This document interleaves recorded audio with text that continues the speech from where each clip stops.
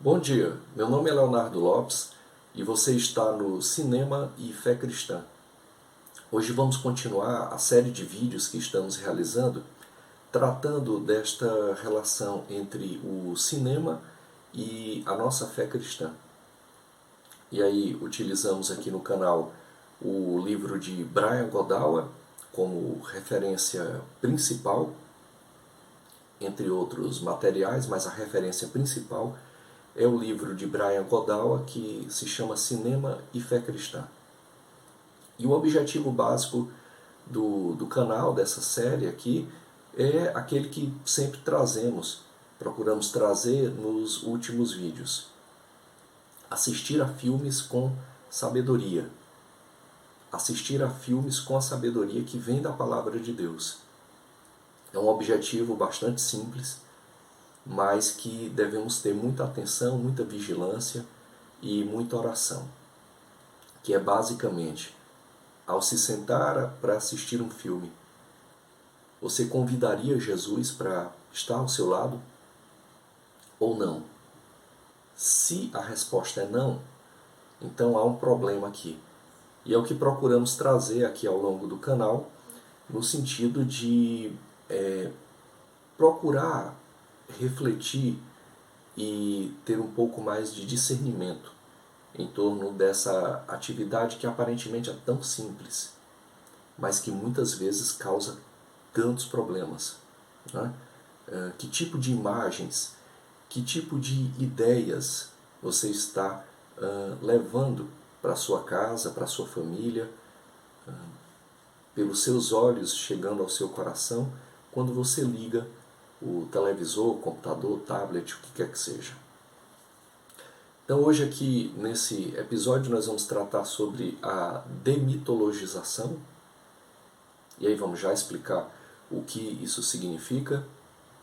Hoje aqui com a presença aqui da canequinha personalizada do canal, também aqui da companhia aqui do Charles e também do irmão dele, o Darwin. E aí, nos episódios anteriores nós tratamos, vamos fazer aqui um rápido resumo, e basicamente nós começamos tratando, e aqui vai ser bem rápido, porque é só um resumo, mas nós começamos tratando do que nós chamamos de uma diferença entre o que nós chamamos de glutonaria cultural e anorexia cultural, ambas uma de cada lado. E o que seria basicamente isso? A glutonaria cultural, ela seria uma espécie de você assistir a filme sem nenhum tipo de discernimento. A pessoa olha para o filme e diz assim, olha, isso aqui é simplesmente um passatempo, a gente não tem que se preocupar, é só um filme. Eu me lembro que quando eu era criança e assistia a filmes de terror, depois eu ficava bastante impressionado, e na verdade ainda fico, mas não assisto mais a filmes de terror, não, é um gênero que não me interessa mais. Mas enfim, não é um gênero que me agrada. Mas eu me lembro que no final, quando eu era criança, eu assistia, ficava impressionado, e minha mãe dizia assim, não, mas isso é só um filme. É isso que nós procuramos aqui no canal, refletir um pouco. Essa coisa de que o filme é um passatempo, de que o filme é algo fantasioso, irreal.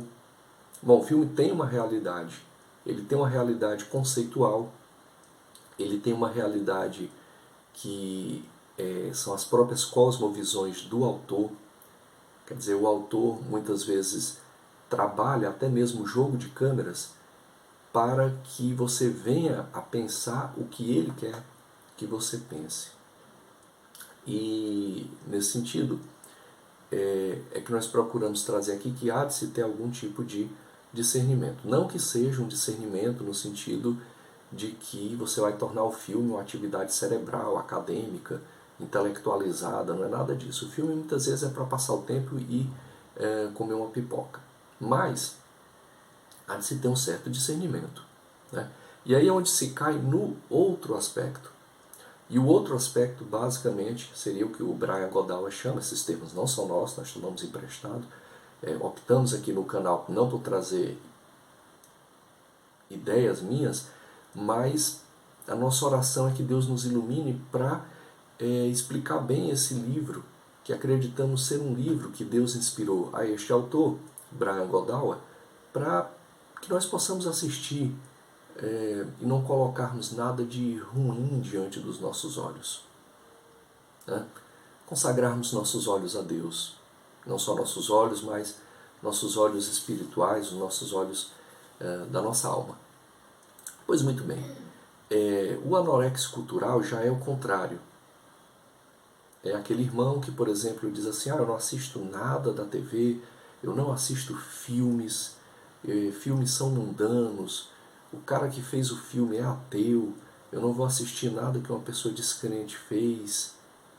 E aí nós acreditamos aqui que se cai em alguns problemas, que é o problema da anorexia cultural.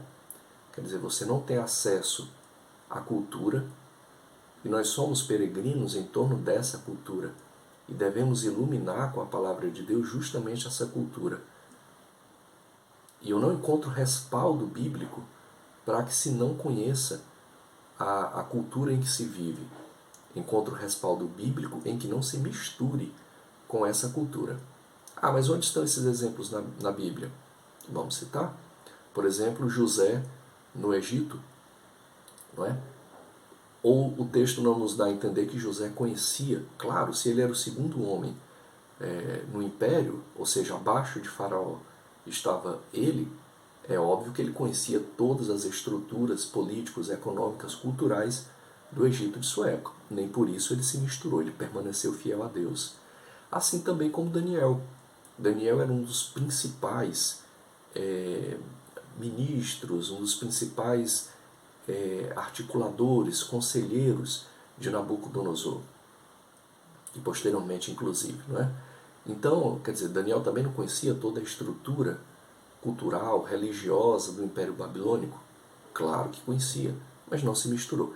Então o problema aqui não é estar diante de uma cultura e conhecer essa cultura, o problema é se misturar com essa cultura. Nós devemos, ao contrário, iluminar, somos luz, devemos ser sal para este mundo, levando a palavra de Deus, que são os evangelhos de Nosso Senhor. Então esse foi um ponto tratado. Depois nós tratamos, seguindo aqui adiante, nós tratamos das cosmovisões, ou seja, todo filme ele traz uma cosmovisão, e aí nós tratamos de algumas cosmovisões, por exemplo, o monismo, o dualismo, o racionalismo. Né? Essas cosmovisões têm características às vezes muito peculiares, por exemplo, as coisas ocorrem por acaso, ou as coisas ocorrem segundo um destino, e aí tudo isso nós temos que estar atentos para saber em que ponto elas se aproximam. Quer dizer, o discernimento é justamente isso, é uma filtragem, em que ponto essas coisas se aproximam da nossa fé, em que pontos estão distantes, não é? Louvar aquilo que deve ser louvado e rechaçar aquilo que deve ser rechaçado. Essa é a nossa postura, deva ser a nossa postura diante dos filmes ou qualquer audiovisual que seja. Essas cosmovisões elas trazem um elemento fundamental que é o núcleo, que é o coração de todas as histórias, que se chama a redenção. A redenção é o núcleo de toda e qualquer história. E verificamos, então, tratamos aqui muito de algo muito complicado dentro das ideias que, por exemplo, dois autores que eram muito ligados à área da literatura, da poética, da mitologia, que eram o J.R.R. Tolkien e o C.S. Lewis, e aí nós tratamos daquilo que eles trazem enquanto um mito cristão. Um termo muito complicado de ser entendido, porque nós temos uma tendência de ver o mito não como um gerador de significado, mas o mito enquanto uma história de Papai Noel, uma coisa irreal que é uma história bacana, mas no fundo não é verdadeira. Né? Para eles não é isso. Para eles não é isso. O mito, para o Tolkien e para o C.S. Lewis, ele é uma estrutura de geração de significado o mais profundo possível. E para eles, o maior mito, no sentido que eles tratam, eu sempre repito isso aqui para não dizer que eu estou dizendo que existem elementos que não são reais no cristianismo. Né? a interpretação bíblica deva levar sempre em conta a dimensão literal do texto. O texto a Bíblia é muito simples e não poderia ser diferente, né? O próprio C.S. Lewis, estamos tratando aqui, ele tem uma frase que eu acho fantástica, extremamente simples e por ser extremamente simples, extremamente fantástica. Deus não se faz de filósofo para uma lavadeira. Ou seja, a mensagem bíblica, a mensagem cristã, ela é universal, né? Ela é para todos, obviamente, como a Bíblia nos traz, todos aqueles que creem.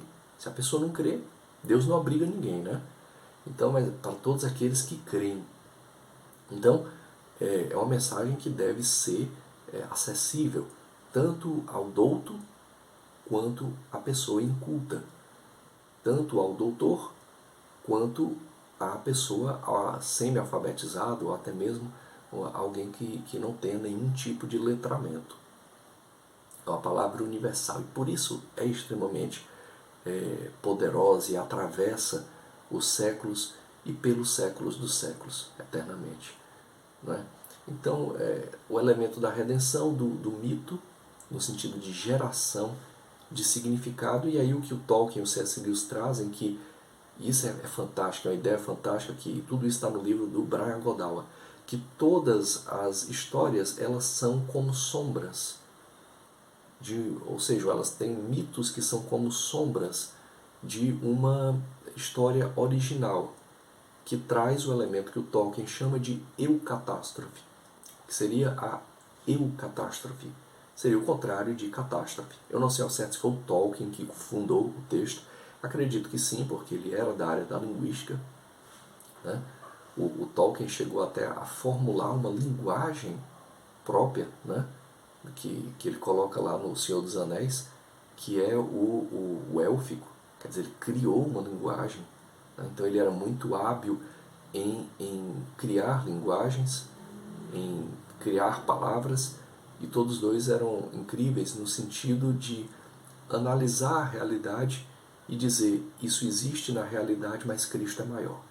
Ou seja, qualquer coisa que se aponte na realidade, eles faziam isso, por exemplo, muito interessantemente, com relação às mitologias, mostrar, existem mitologias, as mitologias gregas, elas trazem algo de bacana, algo de legal, mas Cristo é maior. É por isso que lá no Crônicas de Nárnia, o Aslan está sempre num nível acima. Quer dizer, você tem todas as mitologias aqui abaixo, mas num nível acima está o Aslan, que eu acho fantástico, inclusive, como forma de apresentar Cristo para as crianças. Né? Muito bem, mas seguindo aqui toda a questão, esses foram os temas tratados, fizemos aqui uma rápida revisão, e hoje nós vamos tratar do tema da demitologização. Ou seja, se boa parte da história da humanidade foi permeada por mitos, foi permeada por dimensões de encantamento, maravilhamento pela criação, há um momento que se inicia com o antropocentrismo, com o renascimento, e em que essa realidade ela é esvaziada. Você passa a esvaziar a realidade.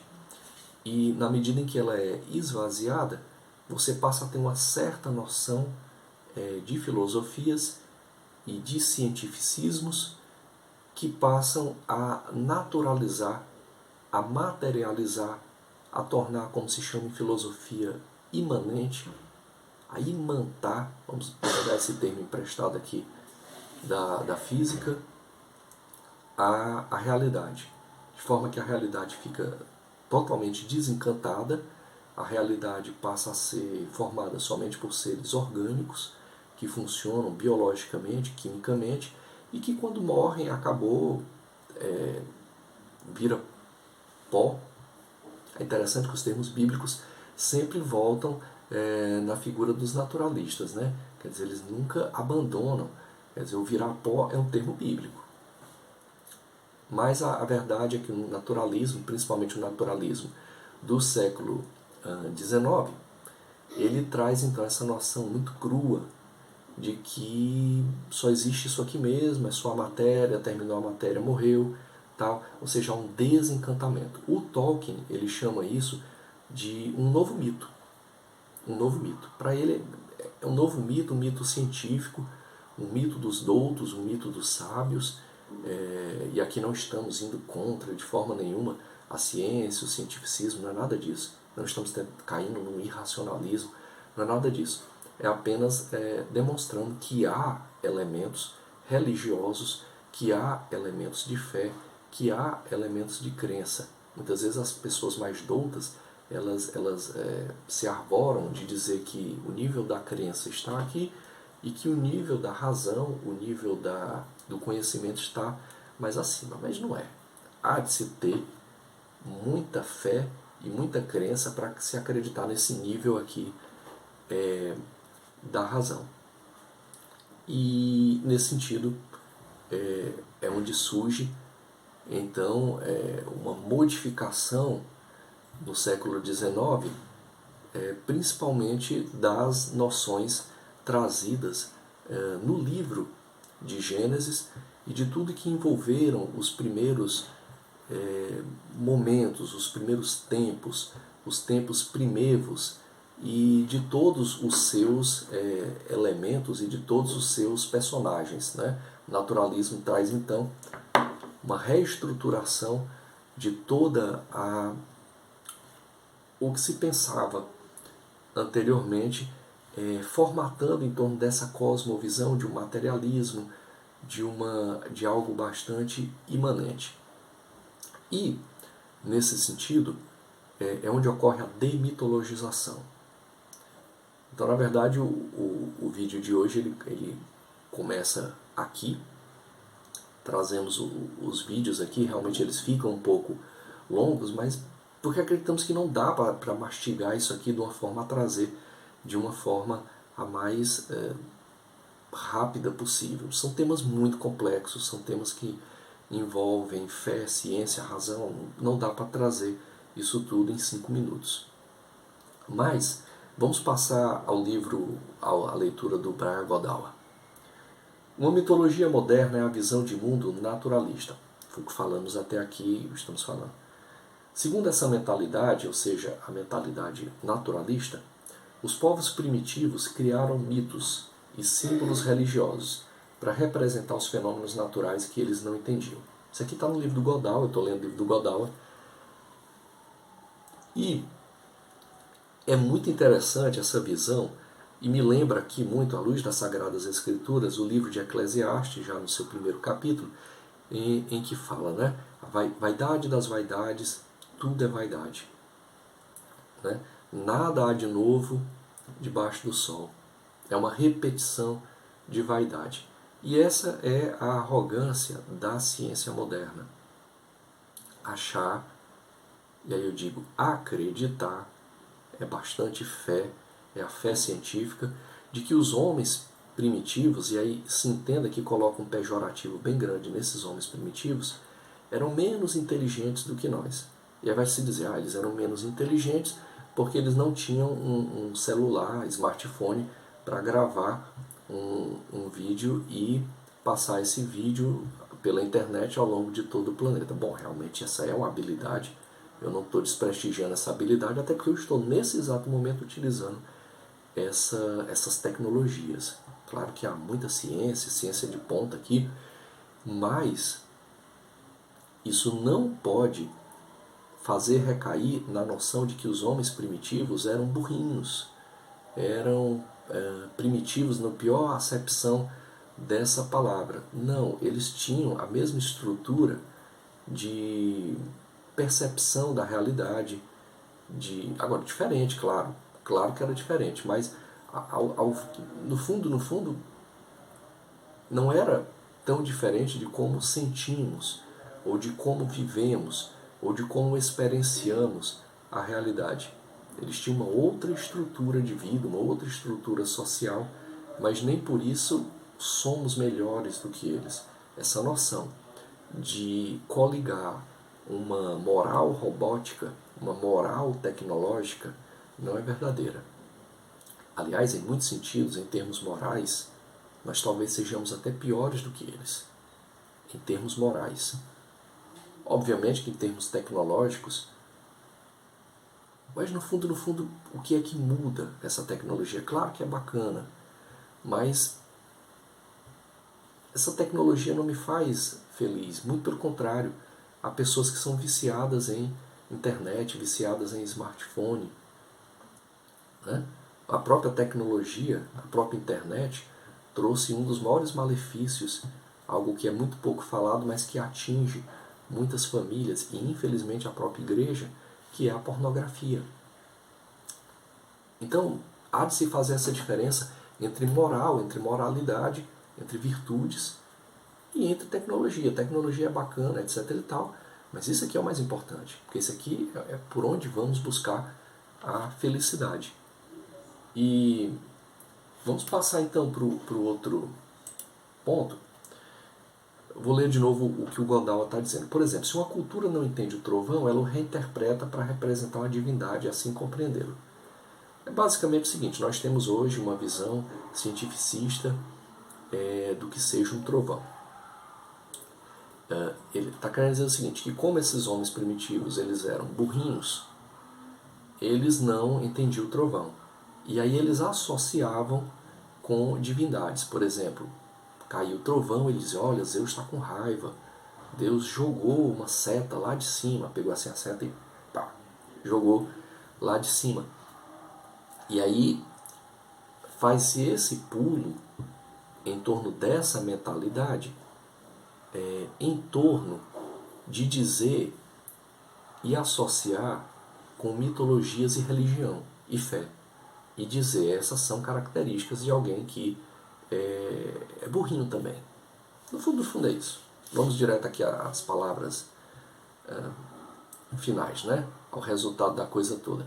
Essa é uma visão, por exemplo, que o positivismo de Auguste Comte, no século XIX, nos traz. Ou seja, a humanidade, para Auguste Comte, pai do positivismo, um dos grandes pais da sociologia, que é uma ciência incrível, mas a base dela tem essa noção de que a humanidade ela passa por um estágio quase que biológico, teria uma infância, uma adolescência e uma maturidade. Então, para Auguste Comte, a infância da humanidade seria a época dos mitos, a época dos totens, e a adolescência seria propriamente a época da filosofia, e entenda-se filosofia como filosofia metafísica. Não era uma filosofia aos moldes de filosofias sociais e políticas que nós temos hoje, muito baseada no marxismo, no neomarxismo, na escola de Frankfurt, no positivismo lógico. Não, ele está falando da metafísica, né? Ao que depois, na mesma carreata, né, na mesmo molde, Friedrich Nietzsche vai chamar de a morte de Deus. Mas é o contexto ali, como se diz no popular, é o lereado ali do século XIX. E, então, nesse sentido, era a mentalidade que predominava na época, de que o auge, segundo Auguste Comte, da humanidade seria propriamente a ciência.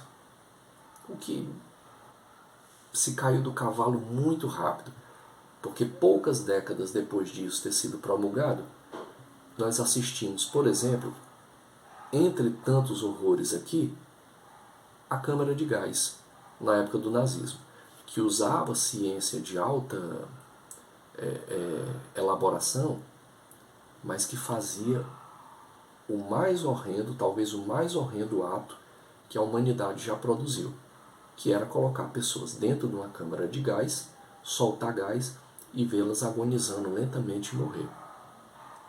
E depois colocá-las numa fornalha para queimar e encher as cidades e os vilarejos com restos de pele e cabelo que saíam voando, né?